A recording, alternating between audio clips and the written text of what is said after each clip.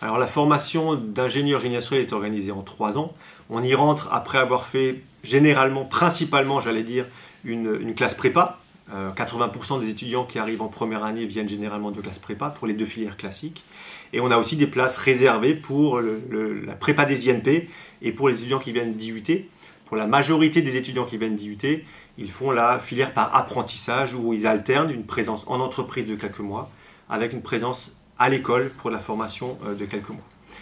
Les piliers principaux de notre école sont l'international. On a l'obligation et on a énormément de partenaires internationaux auprès desquels les étudiants peuvent effectuer des séjours académiques, voire des stages industriels.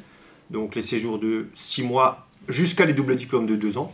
Et puis on a énormément également de relations industrielles. Une obligation, l'école est basée vraiment sur ces relations industrielles, avec près de 40 semaines de stages industriels et des projets dans l'école avec ses partenaires industriels.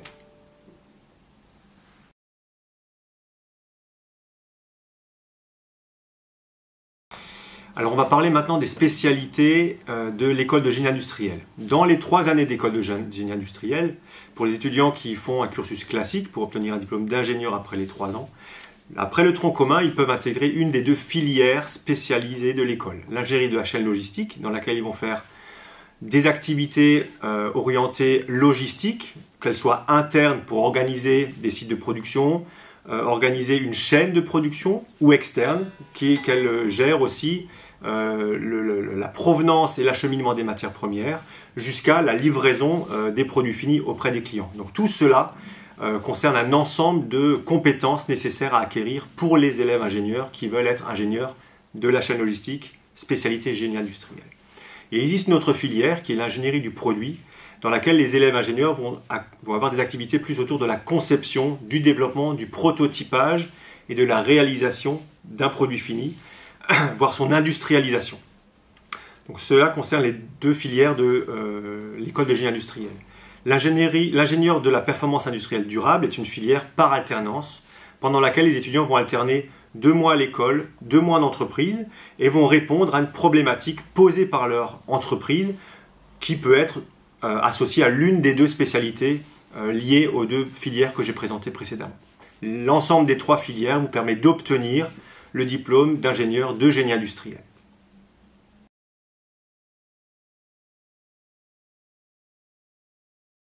Alors, les évaluations dans l'école de génie industriel se passent de la manière suivante. Chaque cours est géré par une équipe pédagogique qui, en fonction de l'activité qui est proposée aux étudiants, organise sa propre évaluation. Généralement, de manière assez standard, chaque cours qui dure un semestre est évalué par un contrôle de fin de semestre. Quelquefois, l'équipe pédagogique propose aussi des activités durant le semestre et qui sont évaluées. Cela s'appelle un contrôle continu. Donc, généralement, une activité pédagogique est évaluée à la fois par un examen de fin de semestre et par quelques activités évaluées pendant le semestre. Effectivement, le jury de fin d'année décide du passage en année supérieure des étudiants qui ont rempli l'ensemble des crédits nécessaires au passage à l'année supérieure. Il y a des jurys intermédiaires de fin de semestre pour gérer les cas un petit peu difficiles de certains étudiants sur certaines disciplines.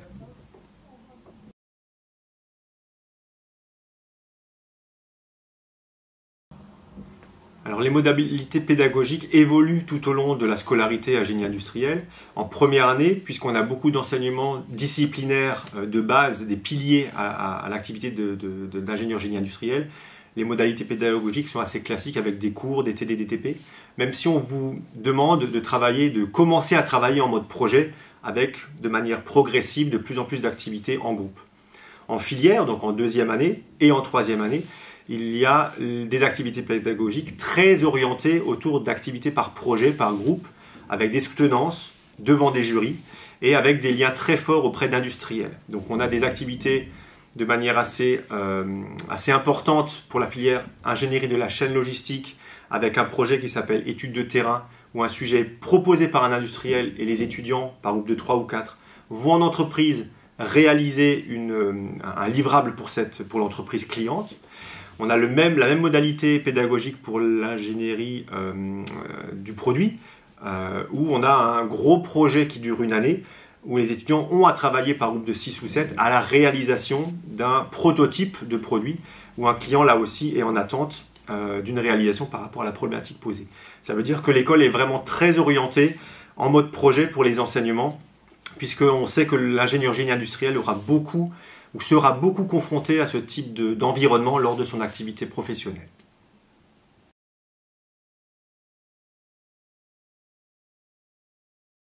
Les poursuites d'études sont nombreuses.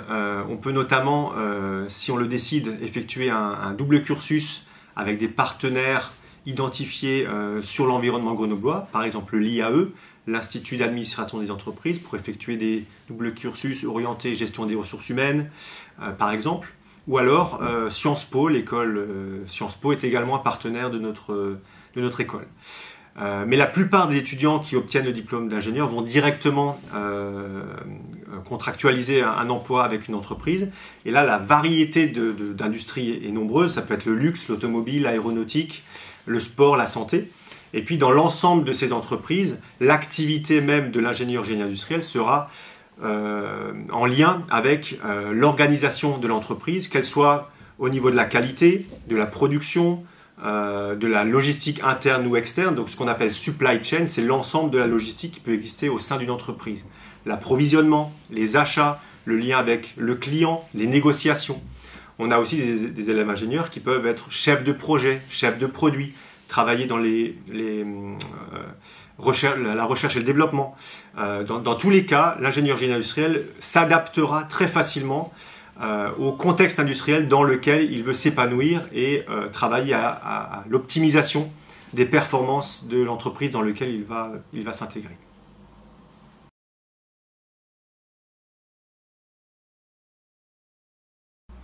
Alors cette formation n'est surtout pas un environnement dans lequel l'étudiant va se sentir enfermé et bloqué. On a créé l'école de génie industriel pour qu'elle permette à l'étudiant de s'épanouir et de piocher un petit peu les disciplines et les propositions qui sont faites par l'école et par ses enseignants. Alors, en première année d'école, on a 40% d'enseignements dédiés aux sciences humaines et sociales, du sport obligatoire, de langue obligatoire tout au long du cursus, et 60% d'enseignements disciplinaires.